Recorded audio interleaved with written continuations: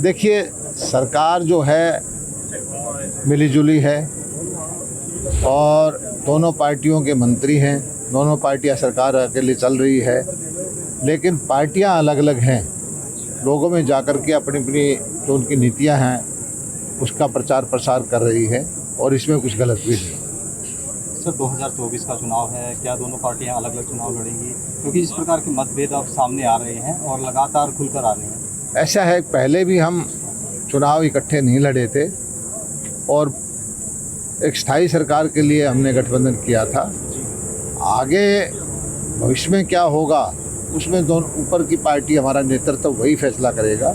आज वो समय भी नहीं आया है, सही समय पर जो है इसका फैसला होगा। किसानों का जो अभी मुआवजा जारी हुआ है उसको लेके किसान कह रहे हैं कि किसी को दे दिया, किसी को पेंडिंग है, उसको लेके क्या कहेंगे?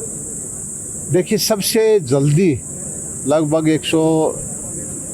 200 करोड़ से थोड़ा सा कम हमने पैसा जो हमारा वायदा था वो किसानों के खाते में डाला। सबसे जल्दी हमने गिरदावरी कराई। इससे पहले जो खाद पैसा आ जाता था, पटवारी 2-2, 3-3 साल तक नहीं बांटते थे और बाकायदा वेरीफाई करवा करके किसानों से हमने भरवाया, सैटेलाइट से देखा, मंडी की बेच फसल बिकी, इन तीनों का आंकड़े मिला करके जिसका जो हक बनता था वो हमने दिया है।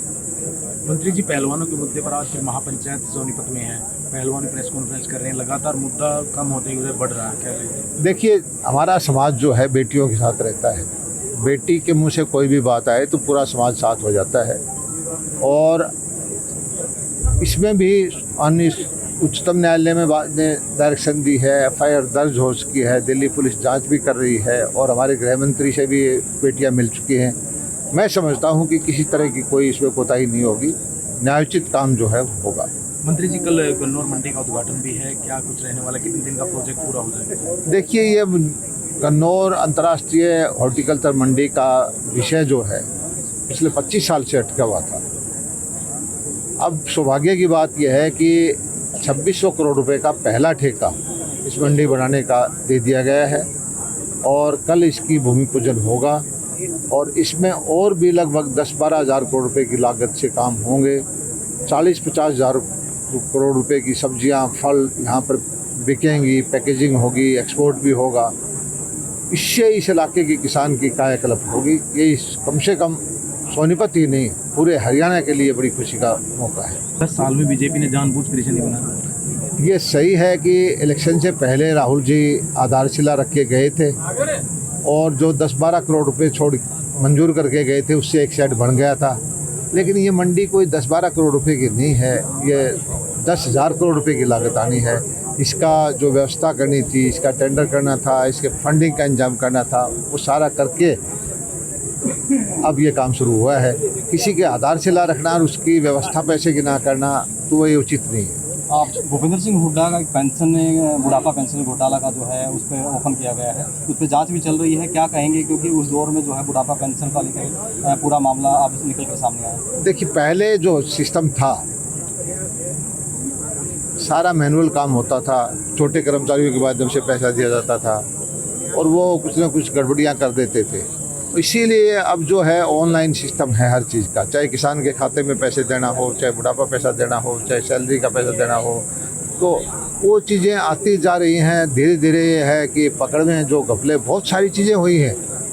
बच्चों के वजीफ़ा देना उसमें घपला था, मिट्टी का तेल के था उसमें घपला होता था।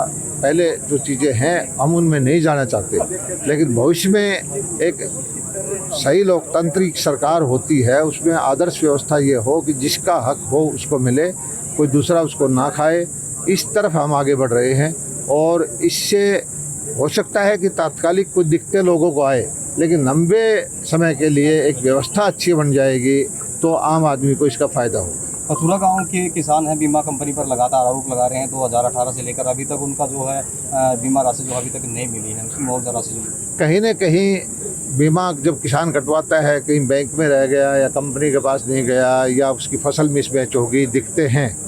लेकिन मैं एक चीज़ कहना चाहता हूं कि हरियाणा के किसानों को बीमा की योजना के द्वारा जितना लाभ हुआ है इतना कहीं भी नहीं हुआ। सारा पैसा बीमा कंपनियों को हमने पिछले 2016 से लेकर आज तक सरकार का, भारत सरकार का, किसान का जो गया है उससे 2000 करोड़ रुपए ज़्यादा किसानों को हमने बंटवाया है। सरकार ने दे दिया, लेकिन बीमा कंपनियां लापरवाही करी हैं क्या? तो नहीं, वो हम हर एक जो हमारे पास सूचना आती है, हमारे पास अधिकार है, उनके खिलाफ हम केस भी कर रहे हैं, कार्रवाई कर देंगे, ब्लैक लिस्ट करने की धमकी दे रहे हैं। किसानों को पैसा जो है, जो हमारे पास सूचना आती है, हम उनकी लड़ाई लड़ते हैं। हम किसानों के वकील हैं, किसानों की लड़ाई लड़ते हैं। इसीलिए मैं कहता हूँ कि बीमा कंपनियाँ हरियाणा में 2000 करोड़ रुपये घाटे में हैं।